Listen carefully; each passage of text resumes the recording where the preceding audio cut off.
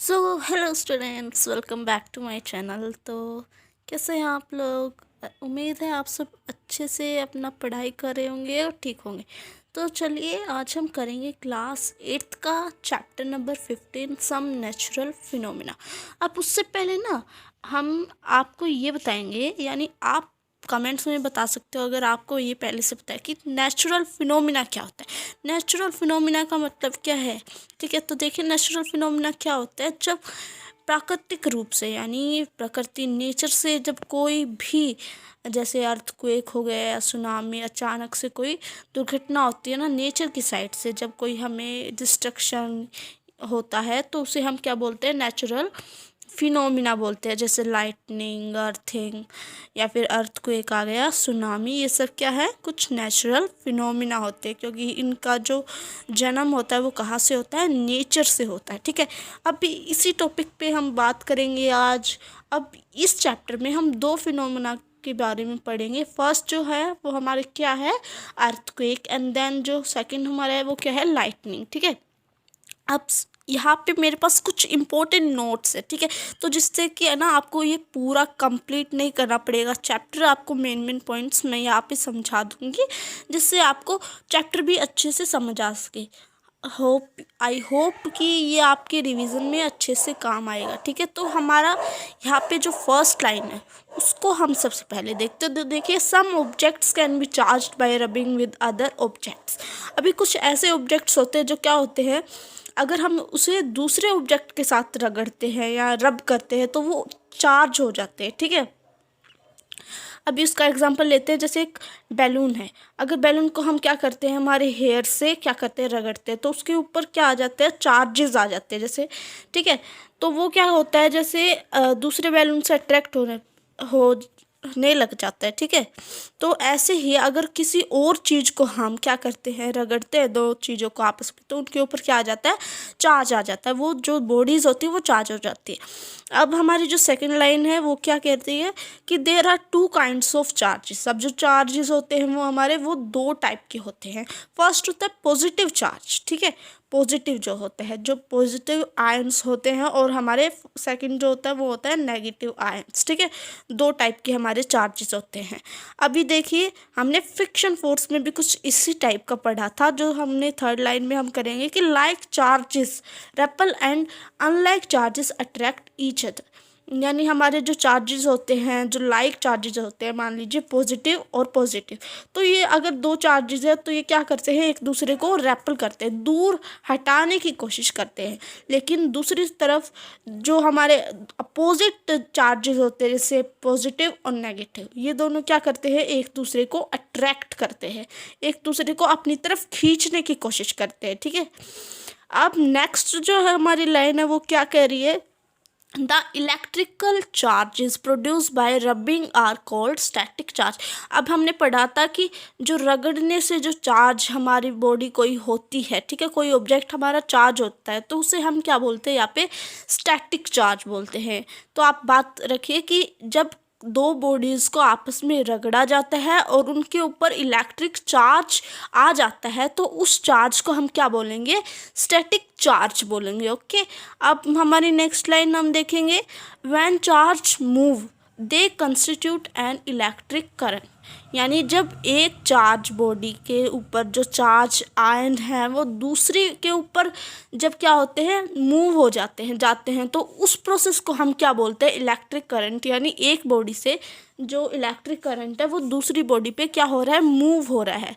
ठीक है, इसे हम बोलेंगे इलेक्ट्रिक करंट। अब हमारा जो नेक्स्ट है वो देखिए कि एन इलेक्ट्रोस्कोप में be used to detect whether a body charge is और नॉट। तो इसने क्या बोला है कि हम कैसे पता लगा सकते हैं कि हमारे पास दो क्या है? बॉडी हैं। ठीक है, दो ऑब्जेक्ट हैं, तो हम कैसे बता सकते हैं कि उनमें चार्ज है या नहीं है?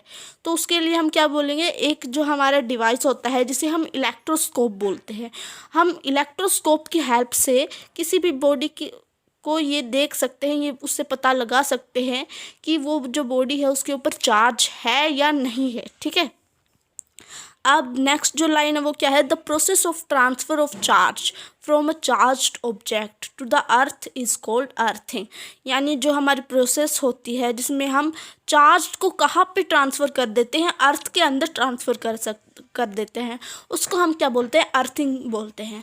अब इसके लिए हम एक एग्जांपल लेते हैं कि अर्थिंग में क्या होता है। आपने बिल्डिंग्स को देखा होगा, तो बिल्डिंग्स के ऊपर जो बिल्डिंग का जो टॉप होता है उस पर क्या होता है, एक डिवाइस लगा हुआ होता है, ठीक है। तो जैसे ही लाइटनिंग होती है तो उसमें वो क्या करता है, लाइटनिंग को अपनी तरफ खींच लेता है, ऐसे अट्रैक्ट कर लेता है, और देन जो लाइटनिंग होती है वो उसको स्टोर करके कहाँ भेज देता है, नीचे से अर्थ के अंदर भेज देता है। अब अर्थ का जो क्या होता है, पॉजिटिव चार्ज होता है और उसमें नेगेटिव चार्ज होता है, तो उससे क्या होता है, वो अर्थ के अंदर भेज देते हैं, जिससे जो उसकी जो सारा जो चार्ज होता है वो कहाँ, अर्थ के अंदर चला जाता है, जिससे हमें कोई भी नुकसान नहीं पहुंचता, ठीक है।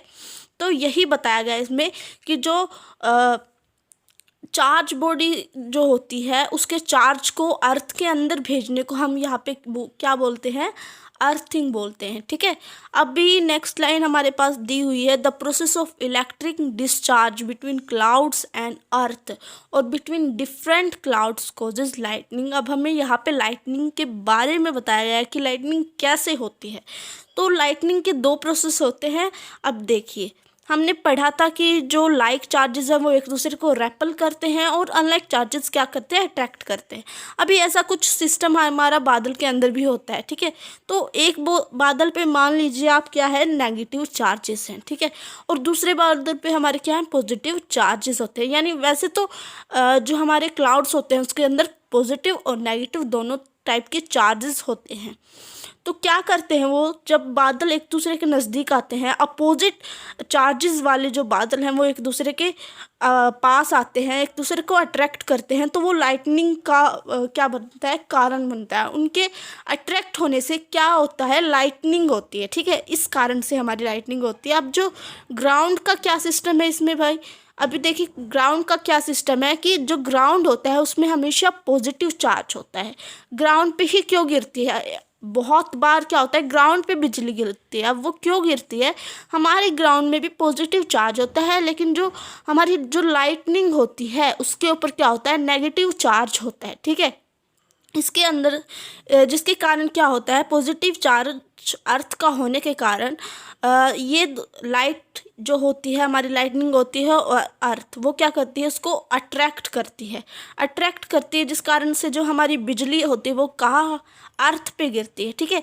अभी यही प्रोसेस की एक क्लाउड पे अपोजिट चार्ज होता है, दूसरे पे अपोजिट चार्ज होता है, वो दोनों क्या करते हैं, एक दूसरे को अट्रैक्ट करते हैं, जिसके कारण क्या होता है, हमारा लाइटनिंग होती है, ठीक है। अभी ये था लाइटनिंग कैसे होती है। अब नेक्स्ट पॉइंट हमारा देखते हैं, lightning strikes could destroy life and property. अब हमें पता है कि जब भी लाइटनिंग होती है तो वो बहुत ज़्यादा कॉज होती है, यानी मतलब उसके कारण क्या होता है, बहुत ही ज़्यादा जान या माल हानि होती है, ठीक है। बहुत ही ज़्यादा मात्रा में डिस्ट्रक्शन होता है, बहुत ही ज़्यादा, ठीक है। जैसे बहुत सभी चीज़ों की प्रॉपर्टी ख़राब हो जाती है, कुछ भी अगर किसी खेत के ऊपर बिजली गिरी है या फिर इंसान के ऊपर गिरती है तो आपको पता ही है क्या होता है, ठीक है।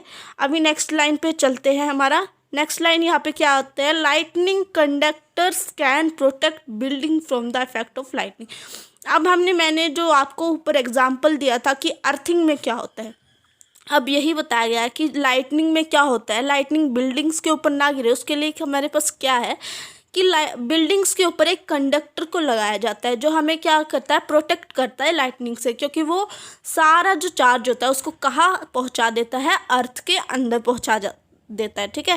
अभी नेक्स्ट हमारा जो पॉइंट है यहाँ पे क्या है, अर्थक्वेक हम आ चुके हैं। तो अर्थक्वेक के अंदर और क्या होता है वो देखते हैं। तो earthquake is a sudden shaking और ट्रम्बलिंग ऑफ अर्थ, यानी अचानक से जब पृथ्वी के अंदर कोई हलचल होती है उसे हम क्या बोलते हैं, अर्थक्वेक आना बोलते हैं, ठीक है।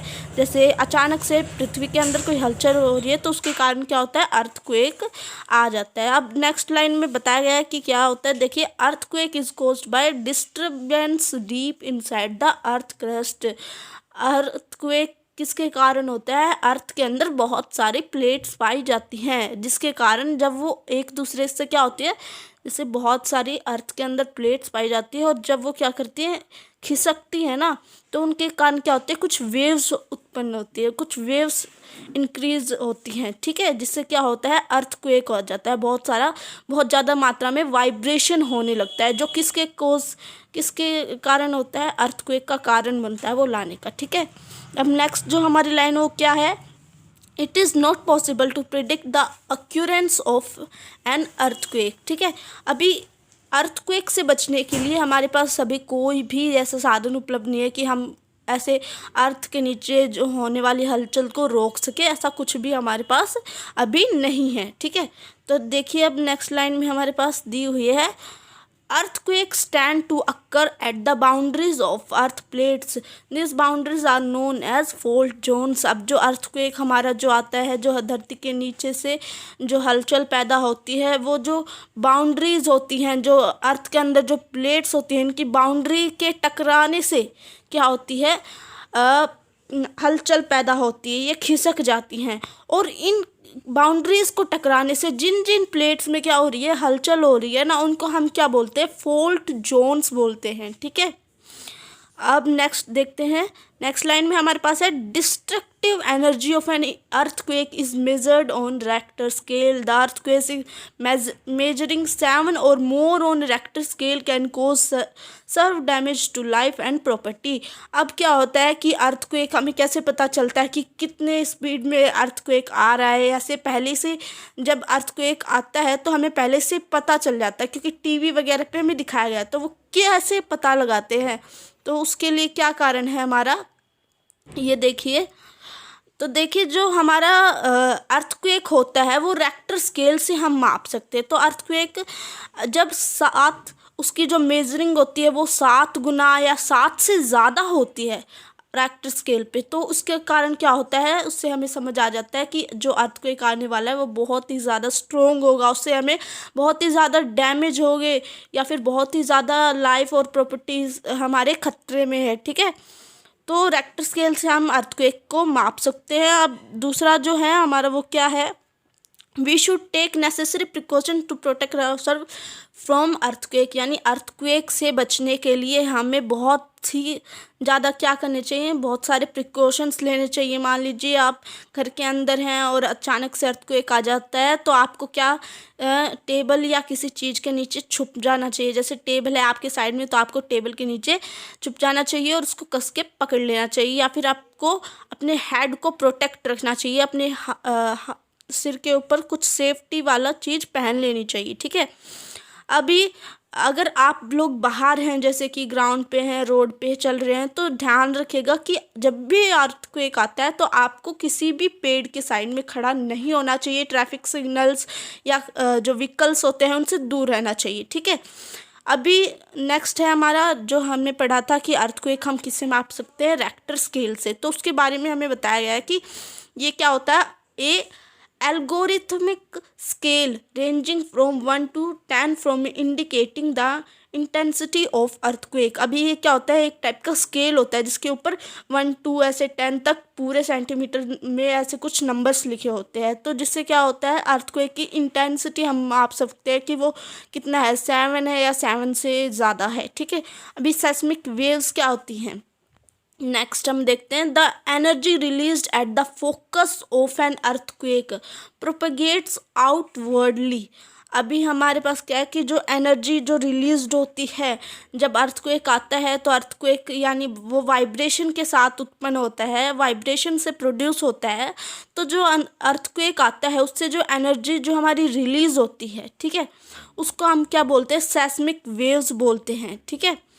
अभी नेक्स्ट हमारा है सिस्मोग्राफ. सिस्मोग्राफ क्या होता है, an instrument by which seismic waves of an earthquake are monitored. यानी जो सिस्मिक वेव्स हमारी जो प्रोड्यूस हुई हैं, जो अर्थक्वेक से हमें पता चल रहा है कि कैसा हमारा अर्थक्वेक है, उससे कितनी ज़्यादा एनर्जी प्रोड्यूस हो रही है, तो तो उसको मापने के लिए, उसको मॉनिटराइज करने के लिए हम एक इंस्ट्रूमेंट का यूज़ करते हैं, उसको हम बोलते हैं सिस्मोग्राफ। ठीक है, तो सिस्मोग्राफ एक इंस्ट्रूमेंट होता है जो हमें बताता है कि सेस्मिक वेव कितनी ज़्यादा है। अब नेक्स्ट हमारा है एपिसेंटर। एपिसेंटर क्या होता है? A point on the earth above the seismic force. अभी जहाँ से हमें पता लगता है कि जो हमारा अर्थक्वेक है वो कहाँ से प्रोड्यूस हुआ है, कि कौन से पॉइंट से वो प्रोड्यूस हुआ है, उसको हम उसके एपिसेंटर बोलते हैं। एपिसेंटर बोलते हैं कि इस पॉइंट से हमारा जो अर्थक्वेक है वो प्रोड्यूस हुआ है, यहाँ से हमारा अर्थक्वेक स्टार्ट हुआ है बनना। ठीक है, अब नेक्स्ट है फॉल्ट जोन्स। क्या होती है फॉल्ट जोन्स? ऊपर भी आ चुका है कि कुछ बाउंड्रीज होती हैं जिनके टकराने से जो प्लेट्स में जो नुकसान होता है, जिन जिन प्लेट्स में नुकसान होता है, जो जो प्लेट्स हमारी अर्थ के अंदर ऐसे टकराई थी, ये देखिए कुछ ऐसे टाइप की मान लीजिए प्लेट्स हैं, और इन दोनों के टकराने से क्या हो रहा है, इनके बीच भी क्या हो रहा है, इनके टकराने से अर्थक्वेक हमारा बन रहा है, उत्पन्न हो रहा है। ठीक है, तो इनको हम क्या बोलेंगे? इन दोनों प्लेट्स को फॉल्ट जोन्स। इन प्लेट्स के एरिया को हम फॉल्ट जोन्स बोलेंगे। ठीक है, तो earthquake prone areas in the earth crust, उसको हम क्या बोलते हैं? फॉल्ट जोन्स बोलते हैं। तो ये था हमारा पूरा कंप्लीट चैप्टर। हमने कुछ नोट्स में, कुछ लाइंस में समझा, इसके जो मेन टॉपिक्स हैं वो किए कि अर्थक्वेक क्या है, लाइटनिंग क्या है। तो I hope you understand well. अगर आपको समझ आया तो प्लीज़ प्लीज़ चैनल को सब्सक्राइब कीजिएगा, वीडियो को लाइक कीजिएगा, एंड तब तक के लिए बाय बाय। मिलते हैं नेक्स्ट वीडियो में। Thanks for watching.